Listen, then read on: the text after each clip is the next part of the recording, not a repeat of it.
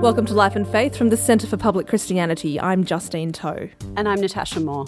Now, the Global Slavery Index estimates that today, some 36 million men, women and children are trapped in slavery all over the world. 36 million. And that incredibly high figure is very jarring, considering that many of us today consider ourselves enlightened and compassionate individuals who wouldn't tolerate slavery at all. Which is why we're talking today about slavery. It happens to be the International Day for the Abolition of Slavery, today, the 2nd of December. And that focuses on eradicating all forms of modern slavery: people trafficking, sexual exploitation, child labour, forced marriage, bonded labour. In the second part of the program, we'll be joined by John Dickson, and he's going to talk about slavery in ancient times. But in the first part of the program, we're going to be talking about modern slavery. Our guest is Jenny Stanger, National Manager of the Freedom Partnership, which is an initiative run by the Salvation Army. Welcome to the program, Jenny. Thank you. If we could just kick off, are there enslaved people in our midst, even in sunny, modern, liberal Australia? Absolutely. I mean, you mentioned the Global Slavery Index's estimate, which is, an estimate of the number of slaves globally. They also have an estimate for Australia, which is that around 3,000 people are currently in slavery in Australia. I mean, in addition to running the Freedom Partnership, the Salvos also operate the country's only safe house for victims of human trafficking and slavery. So in the last 8 years, we've worked with over 300 people trafficked and enslaved in a range of industries and in a range of scenarios across the country.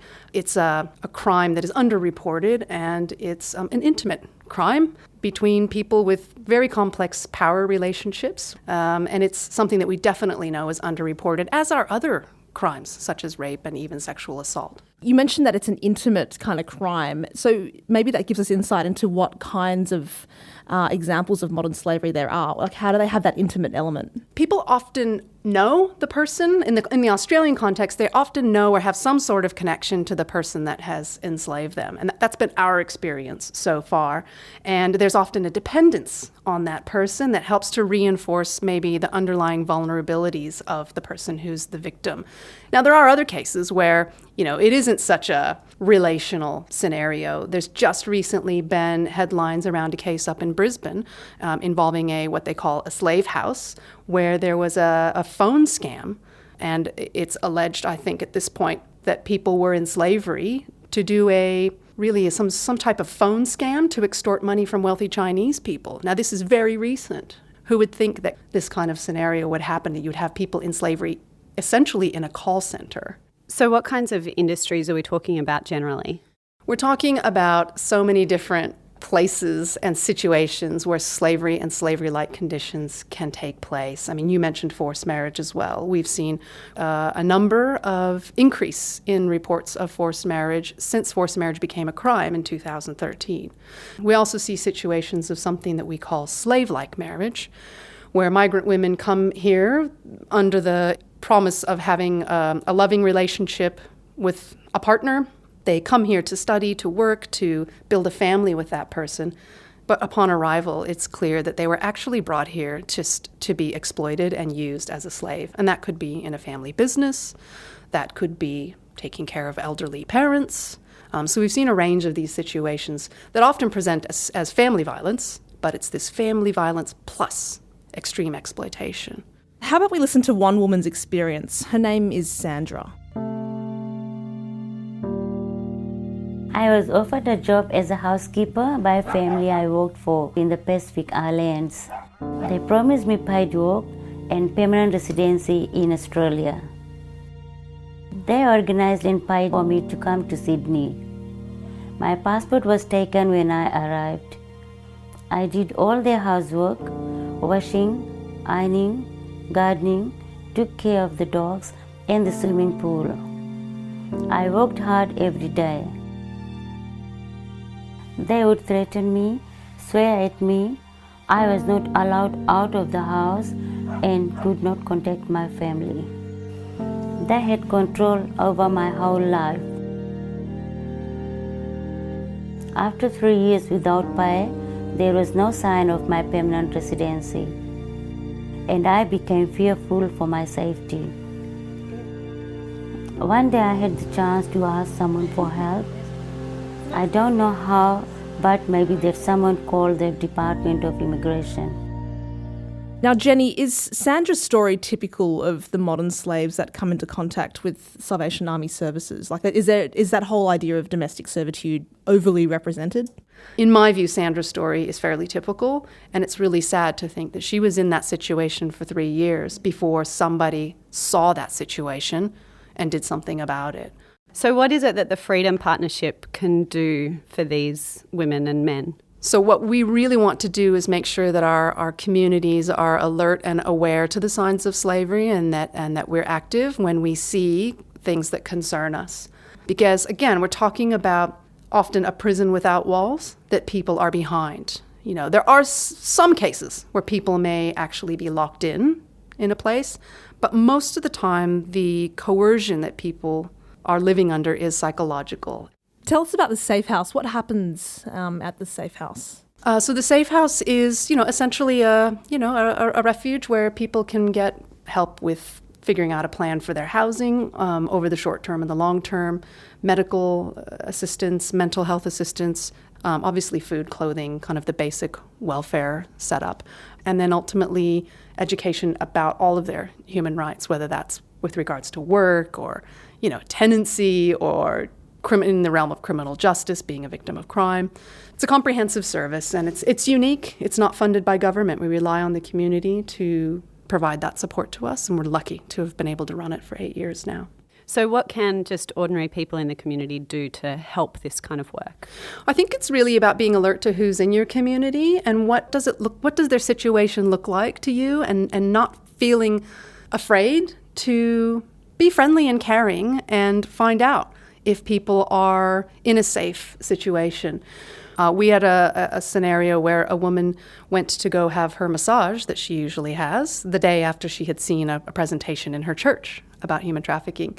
And there was some concerning information shared by the masseuse, and we ended up getting 3 women out of that massage parlor who were in a slavery-like situation. We also encourage people, if they have information about someone whose life and safety is in imminent danger, to contact the authorities straight away.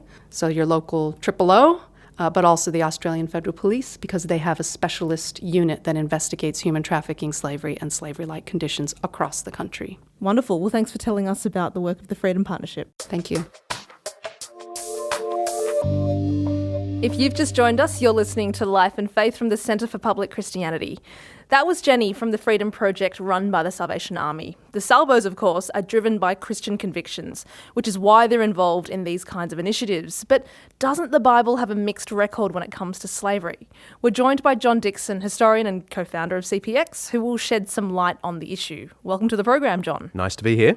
Now, people often say that the Bible condones slavery, and in support of that, they can point to various passages that tell slaves to obey their masters. What do you do with those kinds of passages? Do the critics have a point?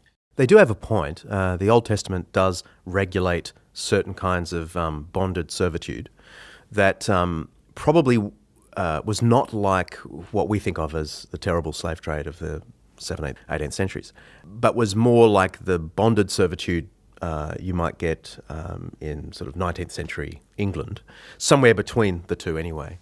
In the New Testament, it is pretty oppressive slavery. It's the Roman kind of slavery. And it was a very heavily regulated legal class of people that were slaves. And manumission, the freeing of slaves, was not an easy thing. And the economy depended on it a lot. And slaves were controlled because of the possibility of slave uprising. And so there was kind of a lot of brutality against slaves. Now, having said that, there are plenty of counterexamples, even in Roman society, where slaves of some aristocratic households were treated as kind of ambassadors on behalf of the household. And so a slave might be a highly educated person who's training the son of an aristocrat in arithmetic and grammar and poetry, and so is actually seen as like a bonded servant who was the professor of the house. To be a slave of the emperor himself was a very high and lofty position. Almost an honour? I'm sure that they would have chosen not to be a slave, but to still have the same gig. But if they had had to choose between being a freed person without the role of being the emperor's messenger or whatever, they would have chosen the slavery in the emperor. Now, the New Testament is written in this context where the Christians had absolutely zero power. And they had to work out, given that there were a number of converts in their midst who were slaves, and some converts who were slave owners or masters, how does one live as a Christian when you have no power to change the system, but you're not happy with the system? And the way the apostles did it, especially the Apostle Paul, was to urge Christians to put up with a system they couldn't change, but to so regulate how slave and master interacted that it was as good as overturning it from within, so that slaves are told to obey their masters, just as Christians are told to obey the emperor.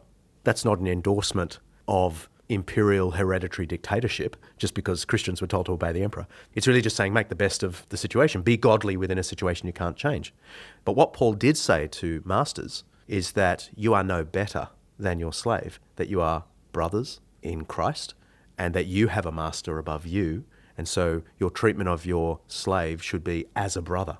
And that is radical enough.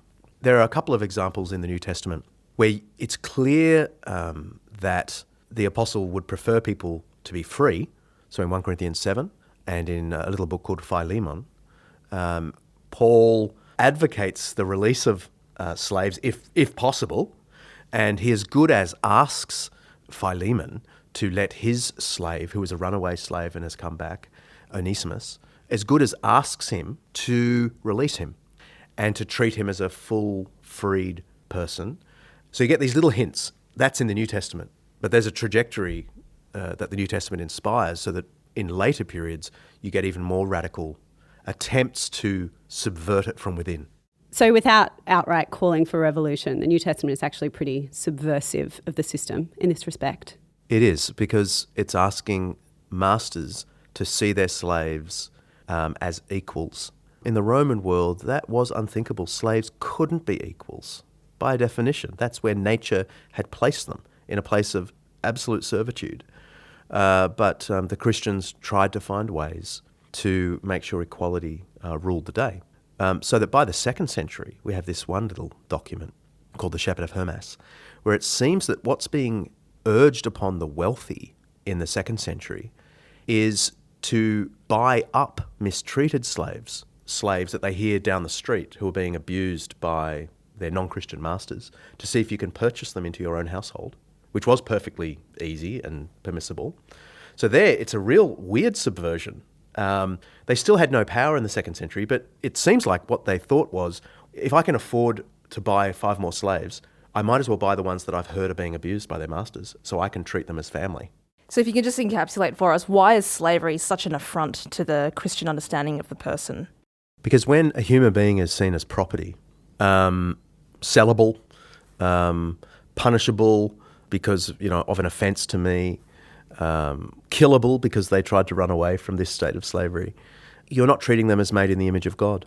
And this idea that every human being, regardless of capacity or utility, is valued by God because they're made in his image, changes the way one has to view slavery. Now, this is not to say Christians always got it right.